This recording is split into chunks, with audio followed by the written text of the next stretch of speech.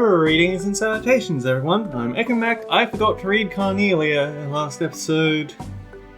This is Let's Play Legend of Heroes Trails in the Sky. In the last episode, we made it past the collector's checkpoint, only to nearly get arrested immediately because it seems that the military is sending out a signal of arrest anyone who looks like a bracer because they might be who we're looking for.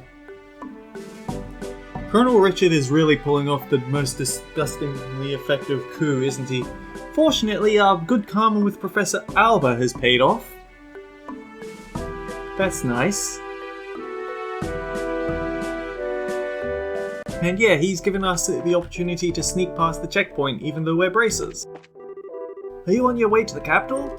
The terrorists could be hiding anywhere. Be careful! Well, around here there should just be soldiers, so you should be safe. I just got transferred to this garrison recently. I'm surrounded by all these hardcore soldiers. I feel pretty overwhelmed sometimes.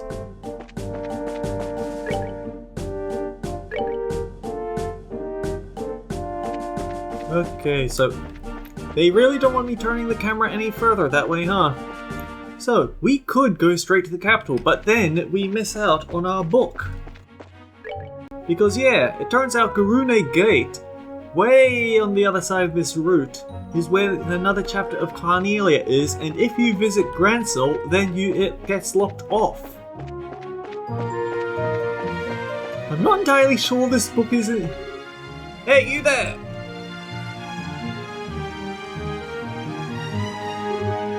Huh? Looks like an army unit. No tourists allowed at the Urbe Royal Villa. Did you not see the ordinance that was just posted all over the city's streets? Actually, we're not citizens of Grancel. We just recently came here by way of Sanctime Gate. Travellers, eh? Hard to believe anyone would want to walk on highways with a terrorist activity going on.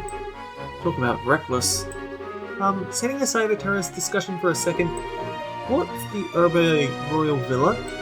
It's a small palace to the east where the royal family resides. I was given to understand that the townsfolk often went there to relax. Sorry, it's off limits for now. The army's using it as a base of operations for investigating terrorist activities. You don't say. The roads nearby aren't off limits, but I suggest you keep away just to make sure no one mistakes you for one of the bad guys. Well, too bad, I'm going that way anyway. You can't stop me from finishing Carnelia! Well, that's certainly grim. Personally, being told not to go somewhere just makes me want to go and see what all the fuss is about. What do you say? Want to go poke around and see what we can see? It's not that I'm not curious. We did just get that warning, so I think it's best to hold off. There may actually be terrorists, like the soldiers said. Well, I think the intelligence division is just using the Royal Guardsmen and Braces as scapegoats. Estelle! You really need to not say things like that out loud.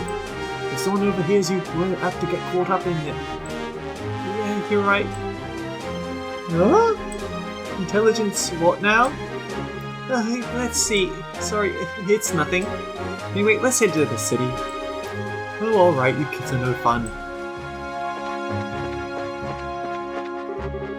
Urbe Royal Villa. Ha! Joke's on you. I'm going this way anyway because I need that book.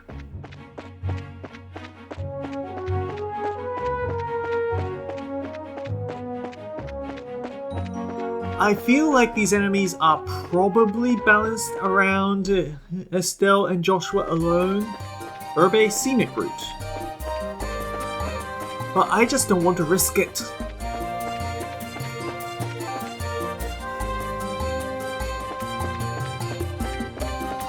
Oh boy, someone thought it would be a brilliant idea to combine sharks and crocodiles. Whose silly idea was that?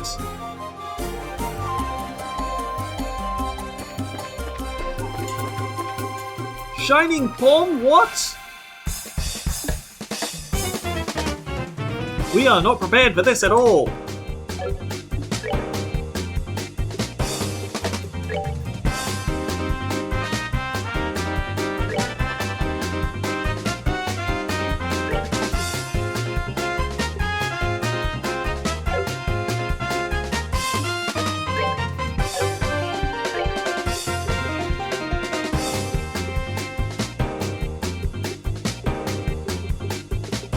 Yeah, it's no good. We have to just go forward and hit him. Not that we have much hope with that.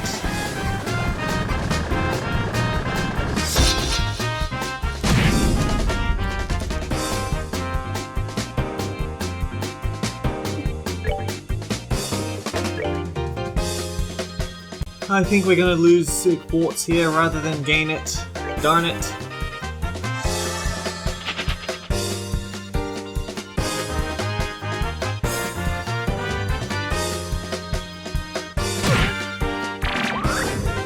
At least you didn't go after the professor.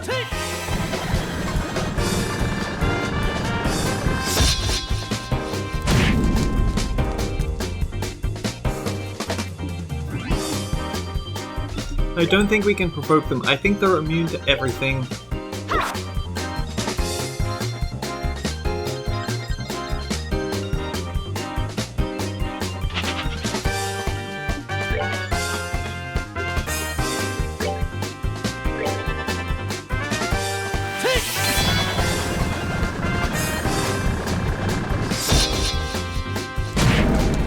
Ooh, we got the Shadow Spear insta-kill!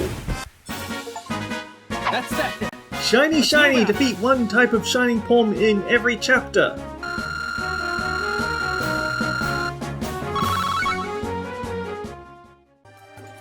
100% worth. Anyway, what's the map say? Okay, so it doesn't say anything about chests here, so I think I'm going to try not to explore. I'll just stick to the paths. In fact, you know what I should do? We're saving because we just killed a Shining Palm and I want that logged on this save file. So Urbe Royal Villa is there, we can just ignore it. Although I might just walk a little bit far away from... Huh, so it's those little birds that reflect arts. I think they might do something different this time. Urbe Royal Villa, Sanctime Gate, Garune Gate.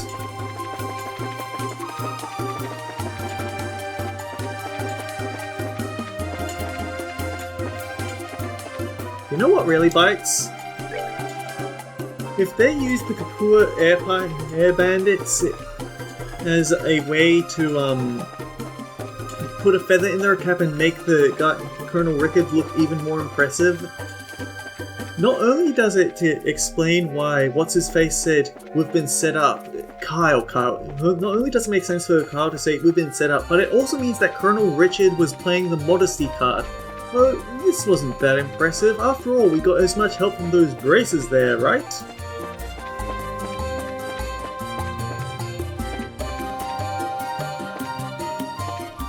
Why is this area cut off?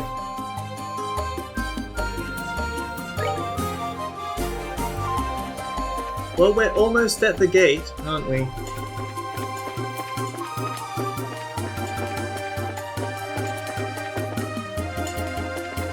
Oh, this might be a mistake, but I actually want to go back and see what happens if we try to actively visit there, although I would rather not bump into that Crocagator there.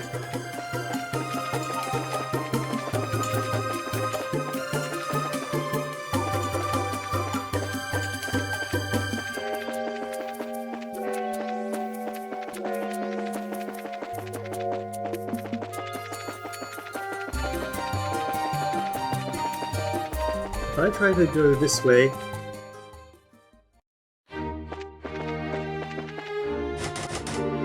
It's locked. Okay, no special dialogue for trying to visit the place where you definitely won't be allowed.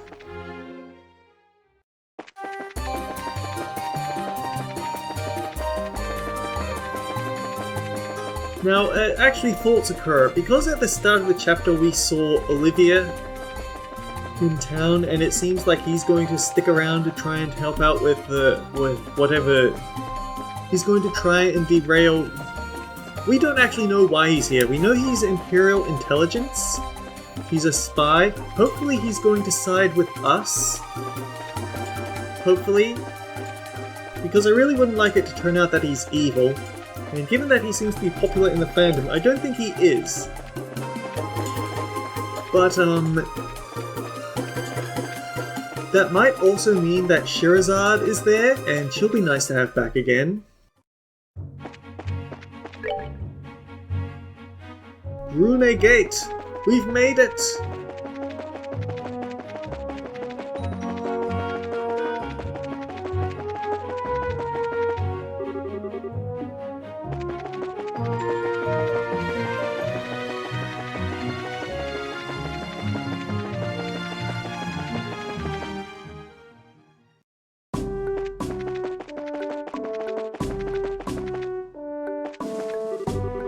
Royal Avenue and Urbe Scenic can basically run a loop around this region. This is why many travelers headed to the castle missed the turn-off and walked the entire loop. I saw a strange girl with glasses on the loop earlier. Oh dear, that's probably Dorothy. This is Garune Gate! This checkpoint connects the Grancel and Roland regions. We're nearly home. With security being heightened, all training has been cancelled. The Garune Gate has a number of veteran soldiers working here, so we're not worried. This is the first time the army has heightened security in all regions since the 100 Days War. This makes me remember a lot of the things that happened back then. All the customers who were here earlier took off at Grancel. Well, I guess I should get to cleaning while I can.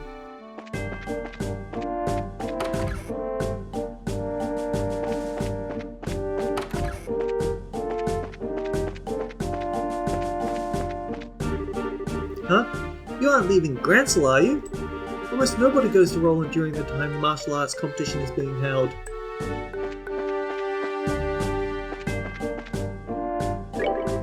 How may I help you today? Did you all come from the Royal City? It's awfully rare to see anyone coming from here from Grancel during this time. Oh hey, it's the vegetable sandwich! I've heard that this is also something that you can make and sell similar to the apple ice cream, but apparently apple ice cream is worth a lot more, so it is more worth grinding for. And shouldn't one of these have...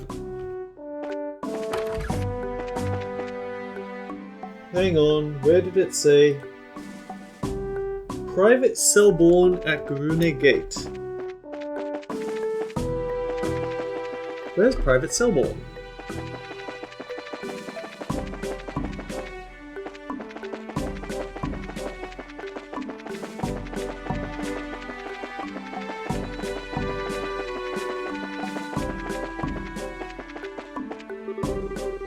Good work making it all the way up here. I'll give you this as a souvenir. Don't mind that it's a hand-me-down from me. Carnelia Chapter 9. Because of the size of this place, patrolling it is one of the biggest challenges. Since all the tourists are concentrated in the Royal City at the moment, this place is a bit more relaxed, but if one of the terrorists were among the tourists, we'd have no real way of knowing. It's a little scary. Okay, I think we've put it off enough. It's time to read a little bit more of Carnelia. So, let me just check. Yeah, Carnelia 7 I have read. So now let's move on to Carnelia 8. Moving purposefully through the crowd, we made our way between the rows of seats. Each time the swinging bag in hand struck the side of my knee, I became keenly aware of its presence. It was an unnerving feeling, quite like I had been intentionally brushed up against someone in an offensive way. Furthermore, it was nearly inconceivable to my mind that the ancient relic that the Jaeger corpse were pursuing with such frenzy was sitting right here inside the stitched cloth of this cheap handbag. What a fool Mick had been. Hadn't he known the burden this object would bring would be one far more weighty than the both of us could ever hope to bear? I squeezed my eyes shut against the thoughts flying around my mind and addressed Sister Carnelia, who followed closely behind me. Will we be making a break for the cathedral once we get off? Yes, that was the plan, she answered, scanning the scene outside the window of the passenger car. I think that's the only option we've got if you want to make it through this day alive. The station where the train was set to arrive was unremittingly crowded with countless droves of passengers, and as usual the sky was slightly overcast. Everyone outside on the platform stood shivering in silence with their collars drawn up to their ears, huddling close to one another for warmth, like a flock of waterfowl out on the tidelands in midwinter. Don't worry, I won't be tossing you down a flight of stairs this time, Toby, gestured Sister Carnelia. Although if there were 2 more of you at my disposal, I might have decided otherwise, she added. Evidently, the numbers in our welcome party this time had been seen a rather dramatic increase. The odds don't appear to be in our favour, she said in a low voice, her warm breath tickling the lobe of my ear. We won't be able to leave through the ticket gate. As soon as we stepped off the train, we stealthily moved to the opposite end of the platform, and after sneaking out a large door for only authorized stationary personnel, we jumped down onto the path of the railroad ties and steel rails below. The biting cold wind of the capital swept freely across the unobstructed railroad tracks, causing me to shudder as it ruffled our coats with its chilly touch. Slipping between the couplers of a pair of freight cars, we moved cautiously along their edge, sticking close to the shadows. Over on the platform, workers were busy unloading containers. A thought occurred to me. They insist that it's a fictional work, but imagine how it would be rather interesting if this turned out to be the origin of the Black Ornament. I don't think it is, though. For a start, that one's already been established as very new. For someone who had his mind set on becoming a lead dealer of pilfered goods, gaining illicit entry into the station house would have been one of the first of all basics. Showing my ticket, I spoke politely to one of the workers. Then, with the scenario picked out in my head, I sold it to him as I played the part of the manager here on business with a celebrity of notable repute. Midway through our conversation, I introduced Sister Carnelia, who did her best to show the man a glamorous smile and feminine pose. I had possibly gone a bit overboard when I stated that she was an opera singer, because the way she carried herself made her look more akin to a low-wage cell song in a bar of drunkards. Yet in spite of it all, the worker graciously let us through. I'm so good that it's almost scary, Toby, Sister Carnelia said as we raced through the station's warehouse sector. You should seriously consider doing another job, she went on. I bet you're telling me to join the Bracer Guild, right? Come on, those guys would turn me down in a heartbeat, I said as I laughed off the thought. Then throwing the idea back into her court, I asked, so about yourself, why don't you join the Bracer Guild? Reaching the end of the warehouse sector, we came to a stop in front of a large chain-link fence. Sister Carnelia crouched down and, well, sliding a drainage cover to one side, laughed at my previous question as if it were insane. Are you kidding?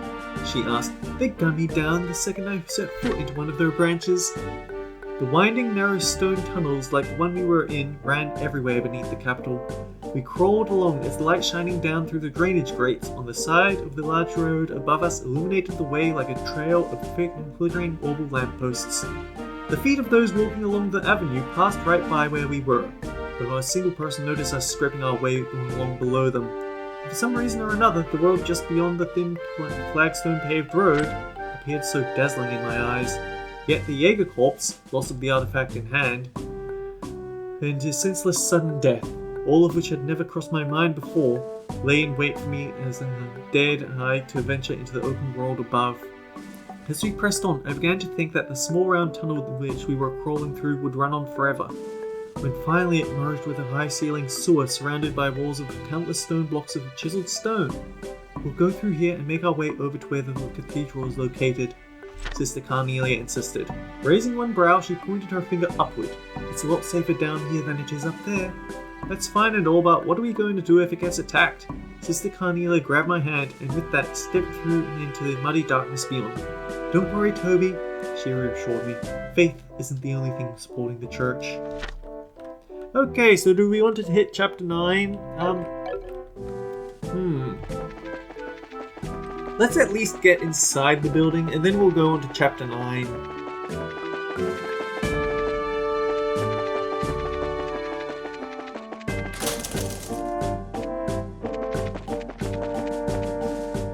But man, they really make you go out of your way. Even if you know the place to look, it's in the furthest place possible. You just have no chance. This game demands so much from you. Anyway, back to the books. We all know this is the real reason to play this game. Carnelia. The flicker of dying oval lamps mounted at equidistant lengths along the sewer walls sent thin streaks of light across the surface of the rippling flow of filthy sewage. He sounded so romantic until he got to those last two words. Passing in front of one of these one by one, Sister Carnelia sped down the stone sidewalk as the sound of her body cutting through the racing tunnel winds trailed out behind her. Panting and out of breath, I continued to move my feet toward the darkness, which lay before me as I chased after Sister Carnelia's flickering shadow. Wayworn yet without a moment of repose, we headed unrelentingly within our sights set on the Cathedral of the Septian Church. We moved swiftly across the moss-covered stone pavement, the clacking of our heels echoing in the dimly lit underground. Above ground, the walking distance on city roads from the railway station to the cathedral was about 3 blocks. If we made our way up through the drainage ditch just beyond the sluice gate, we would find ourselves in the public square outside the massive sanctuary. Up ahead, the light of another orbital lamp came into view. Turning her head in my direction and without a word, Sister Carnelia extended her right hand outward in a wide motion, indicating that we should be turning that way at the next corner.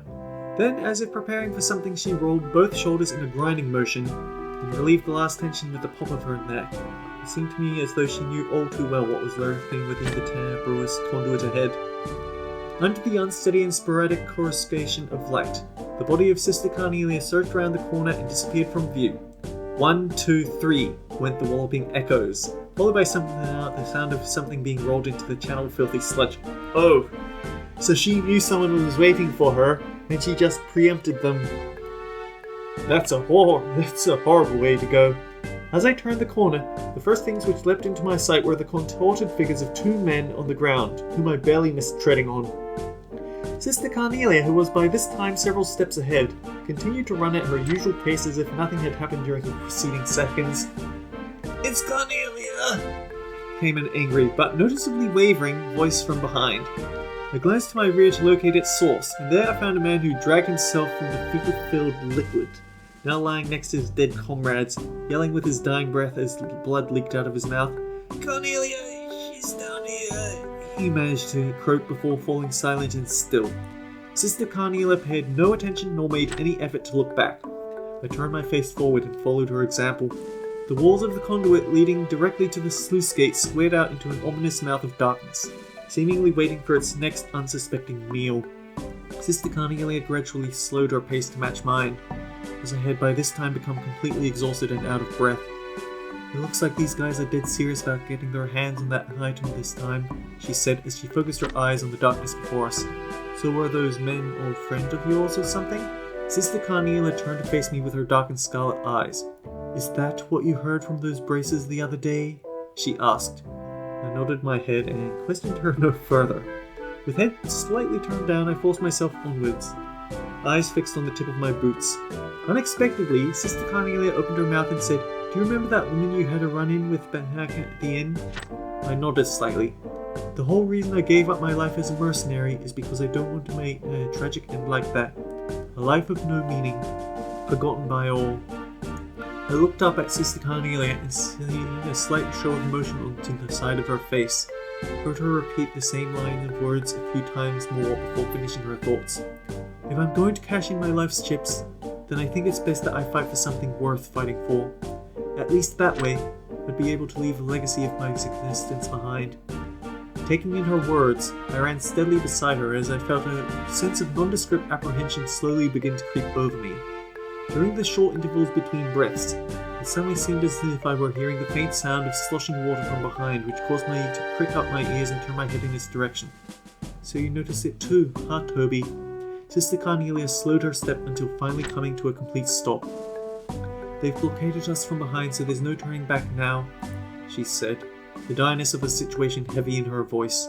We had arrived at an intersection where the conduit we were in and another crossed paths, and just below the wide fetid flow of sewage water before us, I could see the dimly lit sluice gate. I placed my back against the damp bricks of the nearest wall and for a moment tried to catch my breath. "They're probably lying in wait for us," Sister Carnelia assessed stolidly after glaring across the flowing of sewage of the merged channels and then turning her head to the rear and narrowing her eyes again. "And unfortunately this time we won't be able to circumvent them." With a sound of composure revealing her utmost resolve, Sister Carnelia took in a few deep breaths. I laid my hand on my orbment, gripping it in my palm of my sweaty hand, then wrapped the strap of my bag securely around my opposite wrist. And as Sister Carnelia checked her boots before standing upright, Then taking a few steps back and holding my breath, I raced forwards and darted into the Stygian flow of waste. Ugh. So yeah, next time on Let's Play Legend of Heroes Trails in the Sky, we actually make it to the capital. It's been a long way, but we've come full circle. Until next time guys, take care, I'll see you all around.